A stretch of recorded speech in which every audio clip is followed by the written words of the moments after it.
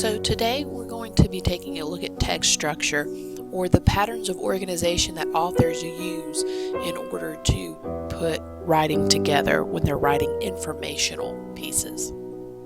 So to start with, what is text structure? Text structure is how information in a passage is organized. In our class, we're going to look at 6 common patterns that authors tend to use: chronological, cause and effect, compare and contrast, problem and solution, sequence or process writing, and spatial or descriptive writing. So chronological is when information is organized in order of time. In fact, if you break the word down itself, chrono means time, logic, order. So you're putting everything in the order that it happened with according to the time that it took place. An example would be Jack and Jill ran up the hill to fetch a pail of water. Jack fell down and broke his crown. Jill came tumbling after. So this is the order that the events took place in. All stories are told chronologically. Now, they may have flashbacks where they go back to the past. They may have flash forwards where they kind of go into the future a little bit and then come back to the present time. But they're still telling the events in the order that they occurred chronologically. Now, when we are looking at chronological stories or a chronological piece of writing, we use our flow maps. The first box, of course, is the first event that happens, and then you put the other major events of the story in the order that they occur. So, in your booklet, you should have a flow map on the bottom half, and you're putting in this really well-known children's rhyme at the bottom there to get that idea of what chronologically looks like. Next, we have cause and effect. Cause and effect is when an action and its results are explained. So the cause would be something happens, and the effect would be what happens because of that major event that occurred, or what caused these effects to happen. An example: students did not learn the material, so the effect was that they performed poorly on the test. Now, this should not be confused with chronological. There's not a beginning, a middle, and an end. Time is not going to progress very much with cause and effect. Also, with cause and effect, you want to make sure that you're using a multi-flow thinking map. So, your main event would be whatever, happened. Students did not learn the material. Your causes would be what caused the students to not learn the material. Maybe they weren't listening in class, they did not take any notes, they did not make up missing work. So students did not learn the material. The effects would be they failed the assignment, or they failed the test, or they did not do well in class. So when you're looking at cause and effect, you're going to use the multi-flow thinking map. Now, with cause and effect writing, you may not use the entire multi-flow thinking map. You may only have the causes and then one effect as your main event. Or you may have one cause and what are the multiple effects that happen because of that. This is especially true when we are looking at cause and effect writing, because a lot of the times you're just going to focus on one cause and a lot of effects that happen, or multiple causes and one major effect that occurs because of it. Next, we have compare and contrast. Compare and contrast is going to tell how two things are similar to and or different from one another. So, for example, we might have a selection about apples and oranges. We can tell how they're alike, they're both fruits, they both have skin. We can also discuss how they're different. People don't eat orange skins, oranges have more juice. When using compare and contrast, you want to look at the double bubble map. Remember that a double bubble map is going to have 3 similarities, 3 things they have in common in the middle, with differences outside. So if this were our bubble about apples, we would have something like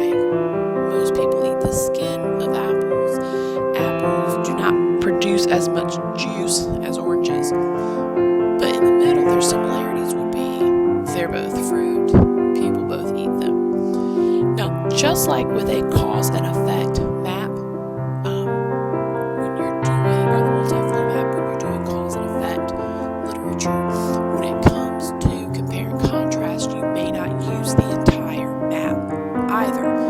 You may only use the middle portion where it discusses similarities, or you may only use the outside portion of the map where it discusses differences. It depends on what the author addresses in the literature. Problem and solution. Problem and solution writing is when a problem is presented and solutions are suggested. So, problem could be something like property around town is being spray painted. A solution would be that you have to require a license to buy spray paint. Don't confuse this with cause and effect. It is being presented as a problem, and there is a solution being suggested. So they're not saying this is actually what's happening because of the problem. They're saying, hey, this is something we think you should do because this problem exists. Just like cause and effect, you're going to use the multi-flow thinking map. You'll have whatever your problems are, the solutions for those problems. You may have, again, just half the map where you would list what the major problem is and what some various solutions would be to that problem. You probably will never use this side of the map when doing problem and solution work. Next, we have sequence and process writing. This is where information is listed step by step. It explains to the reader how to do something, or explains how something happens.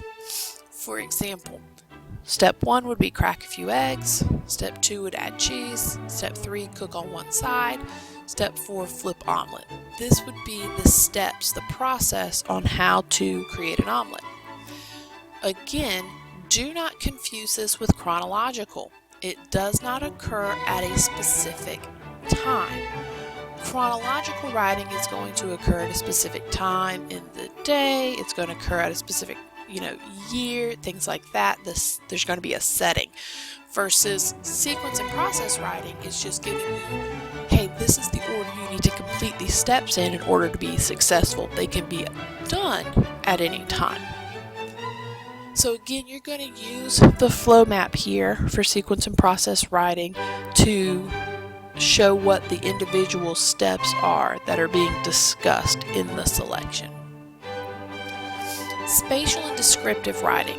This is going to be when somebody is describing something in order of space, and we don't mean that in like outer space where you're discussing Mars and Jupiter and things like that. Instead, it's kind of describing how something looks in a particular space. So how something looks in a room, how something might look in a car, something like that. Time does not pass in these passages. So you're not talking about, in the morning this happens in my bedroom, and then in the afternoon this is what happens. Instead, you're really just describing kind of what it looks like. 2 windows are on the west wall. There's a television across from the bed. There's a bed in the middle of the room. There's a closet by the TV. Someone reading spatial or descriptive writing should be able to visualize what it is the author is talking about. Now, in spatial and descriptive writing, you're going to use that bubble map that we've been using. Remember that bubble maps are used to describe. So because you're describing something here, you're going to use that bubble map. Whatever it is you're describing goes in the middle, and then how you would describe it goes on the outside. Now, tips to identify these different types of writing. Ask yourself, what is the author doing in this paragraph? Put it in your own words. Do you have a hunch? Think about those graphic organizers we talked about. Flow map, multi-flow map, bubble map, double bubble map. Do any of those graphic organizers help you kind of organize the information in the text? If so, they can be a great clue as to what type of text structure you have. And then finally, you want to look for signal words. For example, in sequence writing, you may have something like first, blah, blah, blah, blah, blah. Next, da, da, da, da, da. That signals to you that there are steps that are taking place, and so you probably have sequence writing there. So, we're going to take a look at some different examples, and I want you just to see if you can identify what type of text structure is being used in the example. We're going to read each passage, determine how the text is being organized. Is it cause and effect, compare and contrast, chronological order, sequence, process writing, problem solution, or spatial descriptive? I want you to write your answer down on a scrap sheet of paper. It does not have to be in your notebook. In fact, it should not be in your notebook. Instead, I just want you to write it down on a scrap sheet of paper. Popular sports. Football and baseball are two of the most popular sports in the country. They have many things in common. For one, they are both team sports, and they both require players to advance to an end or home point on the playing field. However, football requires players to carry the ball to the end zone, whereas in baseball, it is the defending team that controls the ball while it is in play. Take a moment, think about what type of text structure is being used here, and write the answer down on your paper. I'm going to give you about 10 seconds.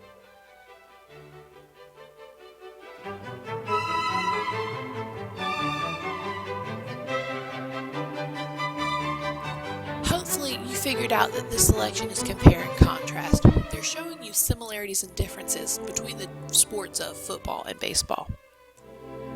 Next, the magic blanket. One day while walking home from school, he found a magic blanket. When he covered himself with it, he turned invisible. At first, he used his power to play all kinds of tricks on people. He turned invisible and hide things, or move a cup when someone was pouring juice to make a mess. He had a lot of fun, but then one day, he found that he couldn't take the blanket off. He was just stuck invisible. He quit playing tricks on people, hoping that he'd be able to take the blanket off and rejoin society. But it didn't work. He is still invisible somewhere right now, and he is very lonely. So again, take about 10 seconds, see if you can figure out what the text structure here is.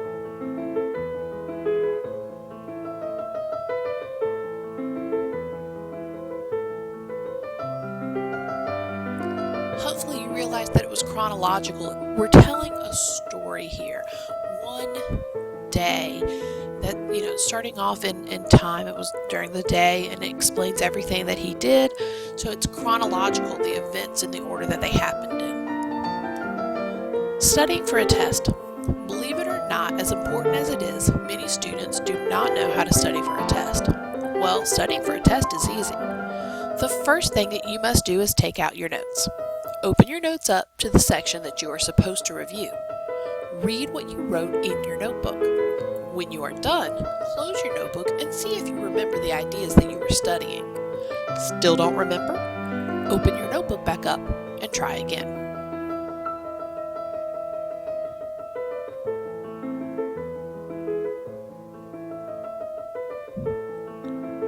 Hopefully you realize that this was sequence or process writing. It talks about the first thing you have to do, next you do this, after you're done you do this. So they're giving you the process for how to study for a test, the sequence that the events should take place in. Low test scores. Many students have been getting low test scores on tests, and this is upsetting to parents, teachers, and students. Low test scores show that teachers aren't teaching effectively or that students aren't learning. Either way, it's an issue with which we are concerned. I propose the following. Any teacher who is giving a test should open up their classroom for study groups the night and morning before the test. Maybe by giving students extra opportunities to study, we can improve students' test scores.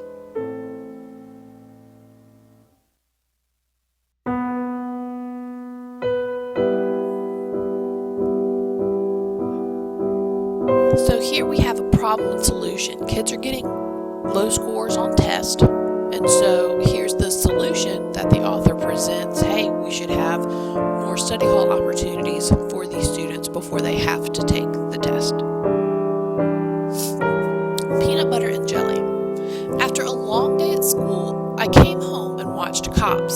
favorite show. During the commercial breaks, I got up and made a peanut butter and jelly sandwich. I took the bread out of the cabinet, spread the jelly and peanut butter on the bread, and stuck the two pieces together. I enjoyed that sandwich as I watched the rest of Cops.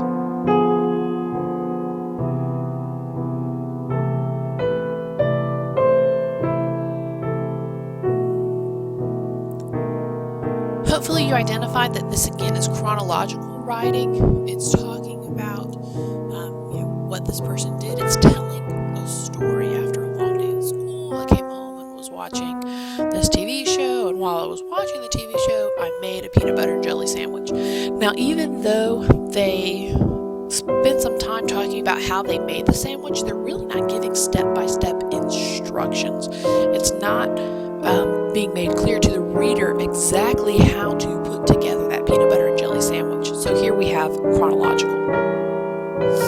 The gym room. The gym room at the high school down the street from me is huge. Along the north and south walls are bleachers that fold up during the gym. Coach pulls the bleachers out for big games. At the end of the east and west walls are basketball hoops. The ceilings are very high, and at the top of the gym are many large windows. The windows go all around the gym. There are also ropes that are either tucked away or that hang from the ceilings in the middle of the gym. The ropes intimidate some students. That gym is my favorite place.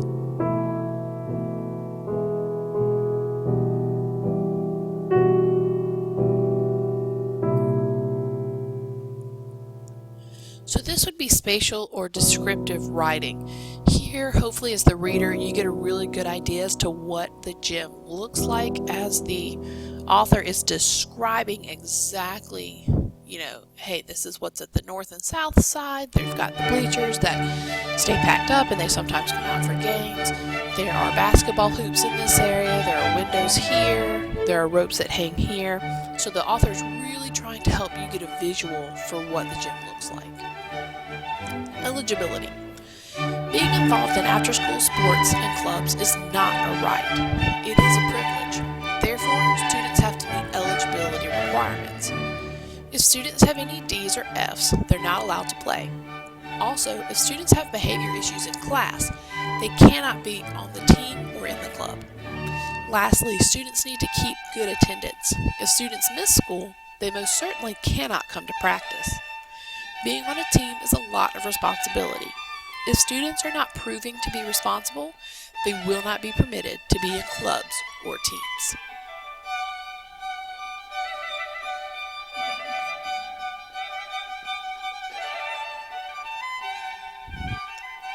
So hopefully you notice that this one's cause and effect writing. They're letting students know, hey, look, if you're not doing well, if you're having D's or F's, if you're not coming to class and behaving yourself, if you aren't present for the day, then the effect is going to be that you are not going to be allowed to participate on school teams or be in a club. This is not problem and solution because they're not saying necessarily that there is a problem, and they're not providing solutions for how to overcome that problem. Instead, they're saying, hey, if this happens, this will be the effect of that. So hopefully that helps you kind of understand the different types of text structure that we discuss in class. If you have any questions at all, please do not hesitate to ask.